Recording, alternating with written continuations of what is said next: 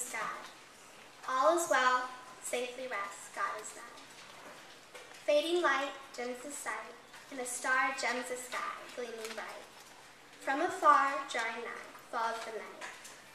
Thanks and praise for our days, neath the sun, neath the stars, neath the sky. As we go, this we know, God is nigh. These are the lyrics of the haunting melody known as taps. Taps is played by a bugler or trumpeter at military funerals conducted at Arlington National Cemetery, as well as hundreds of other cemeteries around the United States.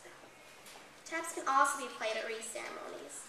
At military installations at non-deployed locations, it signals lights out at the end of the day.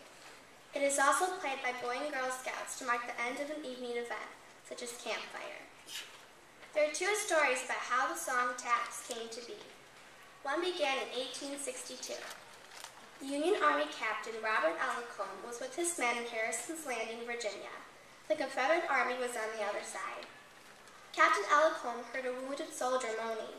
Deciding to risk his life, he crawled on his stomach through the gunfire. He brought the boy back to his men.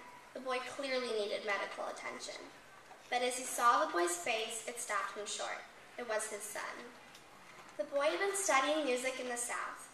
Without telling his father, he enrolled in the Confederate Army.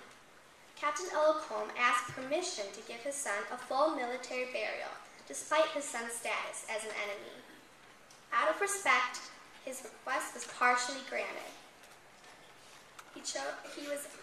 Captain Ellicombe wanted a group of Army band members to play a funeral dirge, but he was allowed only one musician. He chose a bugler and asked him to play a series of musical notes found on a slip of paper in the pocket of his son's uniform. That song is now known as Taps. Another story is of General Daniel Butterfield in the Union Army. He wasn't happy with the call for lights out. He thought it was too formal for the day's end. With help of Oliver Norton, a bugler, he wrote taps to honor his men while at camp in Harrison's Landing, Virginia. The song spread to other camps in the Union Army, even the Confederate Army. Taps was made an official bugle call after the war. To this day, we still don't know which story is accurate. I respect and give my thanks to all the men and women who have fought to protect our freedom. I think Taps is a beautiful song that honors fallen soldiers, and I hope that this beautiful history made you proud of being an American. Now, please stand for the 7th grade trumpet players performing Taps.